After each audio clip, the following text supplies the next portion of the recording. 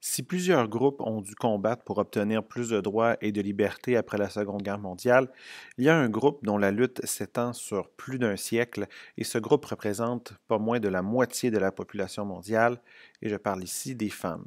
Ce groupe a dû lui aussi se battre pour obtenir les mêmes droits et libertés que les hommes. Parlons donc aujourd'hui du droit des femmes au 20e siècle. Tout d'abord, étudions la condition des femmes au début du 20e siècle. Au début du 20e siècle, les femmes ont-elles le droit de vote? Non. Ont-elles accès facilement à l'université? Non. Donc, elles ne peuvent pas devenir médecins ou avocates. Mais encore plus, elles n'ont pas d'autorité légale sur leurs enfants, c'est le père qui a tous les droits. Elles ne peuvent pas signer des contrats. Bien sûr, leur salaire n'est pas égal à celui des hommes. Et en fait, elles ne sont pas réellement considérées comme des personnes majeures au plan légal. Elles font face à des sanctions lorsqu'elles ne respectent pas les lois, mais ces mêmes lois ne les protègent pas en tant qu'individus à part entière. Depuis longtemps, les femmes ont essayé de faire valoir leurs droits. Elles ont fait divers combats, mais l'un des plus importants et parmi les premiers, c'est l'obtention du droit de vote. Dès 1865, les femmes anglaises vont lutter pour obtenir le droit de vote. On appelle d'ailleurs ces femmes les suffragettes parce qu'elles luttent pour l'obtention du suffrage universel, suffrage, le vote universel pour tout le monde. Elles vont organiser des manifestations, des défilés, vont perturber des assemblées politiques, vont perturber les bureaux de vote. Elles ne seront pas prises au sérieux au départ et elles n'auront pas beaucoup de succès. Mais rapidement, les hommes vont réaliser le rôle essentiel que les femmes peuvent jouer au sein de la société.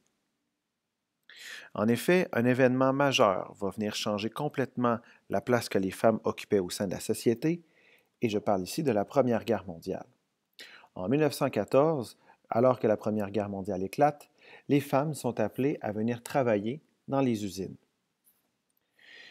Remplaçant ainsi les hommes qui sont au front, les femmes sont des acteurs et des actrices donc essentiels à la victoire dans plusieurs pays. Après la guerre, donc, plusieurs pays vont reconnaître l'apport important des femmes en leur accordant le droit de vote. Il faut dire que certains pays avaient déjà accordé ce droit de vote avant et ça a ouvert la porte à bien d'autres. En fait, le premier pays à donner le droit de vote aux femmes, c'est la Nouvelle-Zélande en 1893. Le Canada, la Grande-Bretagne et les États-Unis donneront le droit de vote aux femmes après la Première Guerre mondiale. Le Québec et la France sont parmi les dernières sociétés occidentales à accorder ce droit de vote. Les droits des femmes vont continuer à évoluer donc à travers la Seconde Guerre mondiale. Lors de la Seconde Guerre mondiale, les femmes s'impliquent encore plus dans la vie économique dans la majorité des pays occidentaux. Ce conflit, encore plus important qu'à la Première Guerre mondiale, va appeler un nombre grandissant de femmes sur le marché du travail. Certaines femmes vont même joindre l'armée. La Seconde Guerre mondiale va donc donner un nouvel élan au féminisme, le mouvement pour l'égalité entre les hommes et les femmes. Le problème, c'est surtout qu'après la guerre, il y a peu de changements. Même après l'obtention du droit de vote et leur implication lors de la guerre, les hommes considèrent souvent les femmes comme inférieures. On considère qu'une fois la guerre terminée, elles doivent retourner au foyer. Et c'est tout un élan culturel, essentiellement, qui va inciter la femme à retourner à la maison et que l'homme et les femmes doivent retourner dans leur rôle traditionnel. L'homme fournit argent et ressources à la famille et la femme reste au foyer et s'occupe des enfants et du bien-être de son mari. La publicité ici pour des appareils ménagers en est un excellent exemple. Des guides vont être offerts aux jeunes filles pour qu'elles puissent devenir de bonnes épouses. Je vous invite à les consulter un peu plus tard. Bien évidemment, il va y avoir une résistance qui va s'organiser vis-à-vis le fait de forcer ces rôles traditionnels sur les femmes et sur les familles.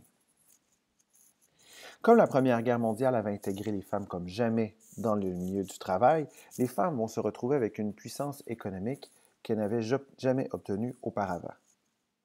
Dans les années 50, mais surtout 1970, 60 et 70, les femmes vont s'organiser autour d'associations défendant une fois pour toutes l'égalité. Tout d'abord, l'égalité juridique, le fait de pouvoir se présenter en politique, le fait d'être égal aux hommes devant les tribunaux. Également, l'obtention de salaires égaux. Lorsqu'un homme et une femme pratiquaient le même métier à une certaine époque, l'homme gagnait toujours plus d'argent que la femme. Des groupes de femmes ont voulu mettre fin à cette pratique. Les femmes ont également réclamé le droit à l'égalité des chances dans le milieu du travail. Souvent, les promotions étaient fermées aux femmes, les postes importants toujours réservés aux hommes. Cette situation est encore le cas aujourd'hui où très peu de femmes dirigent les grandes entreprises. Les femmes réclament également des avantages familiaux, des allocations familiales pour ne plus dépendre de leur mari, ou encore des congés de maternité pour faciliter la conciliation travail-famille. L'un des derniers combats qui s'est amorcé dans les années 1980 et 1990, c'est celui de l'équité salariale. L'équité salariale, ce n'est pas la même chose que l'égalité salariale. Alors que l'égalité salariale veut dire même travail, même salaire, donc un homme et une femme occupant le même emploi avec le même nombre d'années d'expérience et le même nombre d'années d'études doivent avoir le même salaire. C'est ça l'égalité. L'égalité est un combat qui a été obtenu relativement tôt. Mais l'équité, c'est différent. C'est plus culturel, c'est plus social. L'équité, c'est travail équivalent, salaire équivalent.